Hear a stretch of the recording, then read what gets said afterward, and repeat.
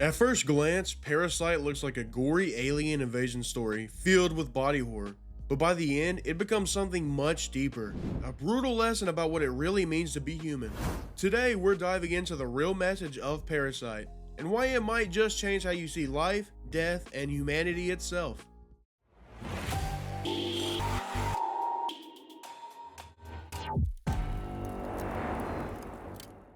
Welcome back, I'm Sippin, and if you clicked on this video, then I'm sure you've already seen the anime. But if not, spoiler warning ahead. In today's video, I will be going over some themes the anime uses in order to present the real message it wants to say. So stick to the end to know what the real message behind Parasyte is. Also, shout out to Cody Kempter2474 for the comment. I appreciate you. Now, let's discuss the real message behind Parasyte and the journey we take alongside our protagonist. Shinichi Uzumi is an ordinary, timid teenager with a very caring personality and a fear of bugs, until a failed alien takeover results in a parasite taking over his right hand instead of his brain. Okay, yeah, that's a lot. Let me set the stage. In the world this anime resides in, the Earth has been invaded by a mysterious extraterrestrial species. To survive, they assimilate human hosts, eventually destroying their identities and taking control of their bodies. But in order to take full control, they have to take over the brain. And in some cases, like Shinichi, they fail to do so, only controlling certain limbs. Yeah, it's a body horror anime, so brother, it gets wild. The parasite that finds its way to Shinichi will change him forever. Their name? Right. No, seriously. Their name is right. Well, the Japanese word for right, Migi. Migi is cold, calculated, and purely logical. But over time, Shinichi starts changing too. And not just physically. He stops crying, he stops reacting emotionally. The longer Migi stays, the less Shinichi feels. His change in his personality is evident in scenes where he's unable to cry over the loss of his mother or Kana, and his treatment of a deceased puppy. Mirroring his change is Migi, a once cold, brutal realist shedding their beliefs and learning to feel. To live with such room in their hearts. It is indeed a wonderful gift. Theme 1. Humanity and Identity. I'm explaining all of this to point out the emphasis they play in the message. Human versus parasite. Logic versus emotion. Their mindsets on the world being challenged. Parasyte explores what makes us human and whether that humanity can be lost or learned. As Shinichi loses empathy, he questions whether he's still himself. Meanwhile, Migi the alien slowly begins to understand emotion. In moments where his lack of empathy and change is challenged, Shinichi reflects on his situation. For example, after one of these incidents, he says, "Have I become a monster too?" His identity being questioned as he was once a caring and emotional person. The show asks, is being human about biology or the choices we make? Shinichi's identity is fractured, half human, half parasite, and that inner conflict drives the story's most emotional moments. On the flip side of the coin, you have Migi, who begins to obtain some sort of humanity where they actually felt something. I'm pleased that I didn't take over your brain when we first met. Because of that, you and I were actually able to create many fond memories together, as friends. At one point they said, I laughed. It was brief, but I felt something. And if you're feeling like this kind of content is your thing, I'd love to have you stick around. Hit subscribe and let's keep exploring these powerful stories together. Shinichi and Migi are not the only ones battling with their identities. Upon my first watch, there was a certain character who stuck out from the rest. Someone who I interpreted to actually be the main villain, but turned out to be the most complex character in the entire series. As I'll explain later in this video, my preconceived notion is one humanity shares. The character I'm talking about is none other than Reiko Tamura. Theme 2. Reiko Tamura. The Evolution of Emotion. Reiko Tamura, wait, is my script messed up? Did they actually type all this into the script?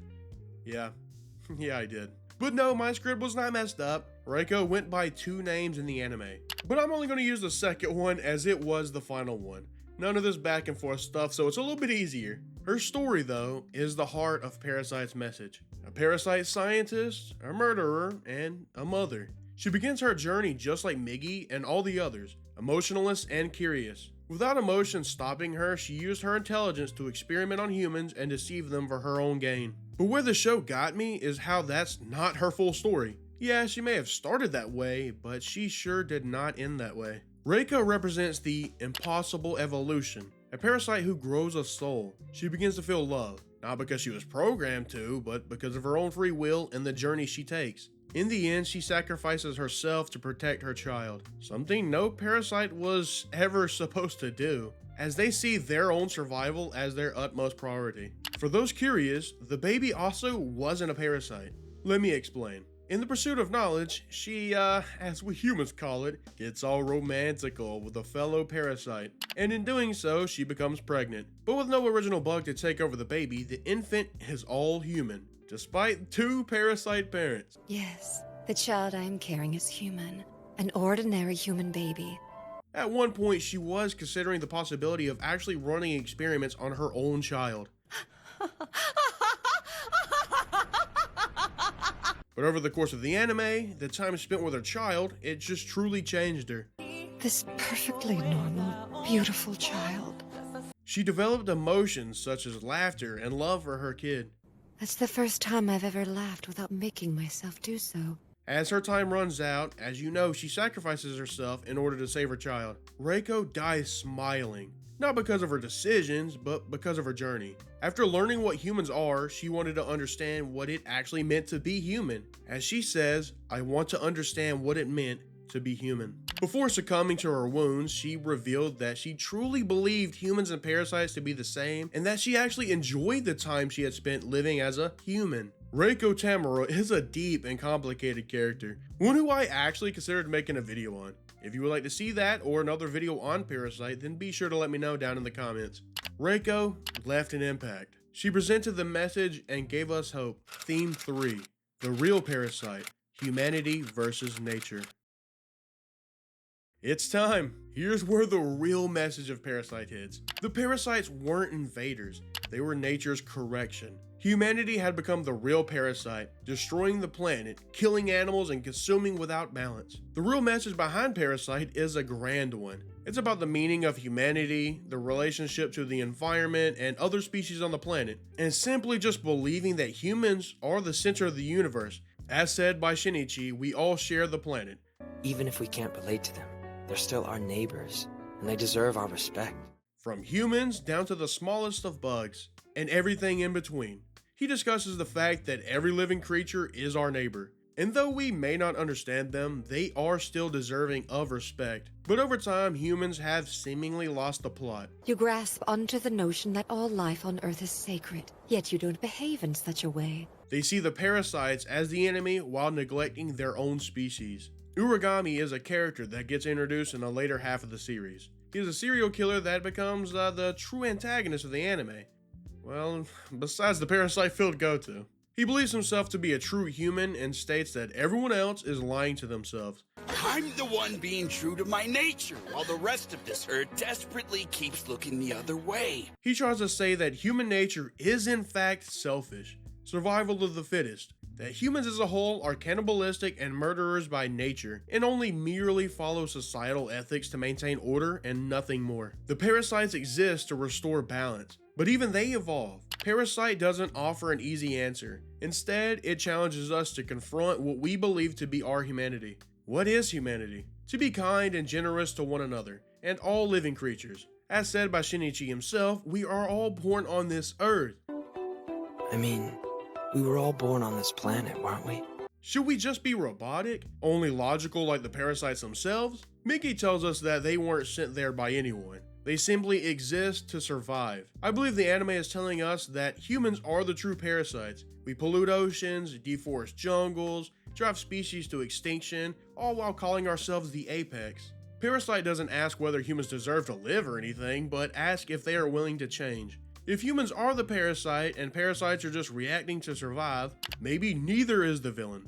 Maybe the villain is imbalance, and the only way to survive is to grow together. Throughout the story, we see parasites grow and change. We see humans lose touch with their own humanity. And in the end, the real monster isn't always the one with claws, and sometimes it's the one who can't feel for others at all.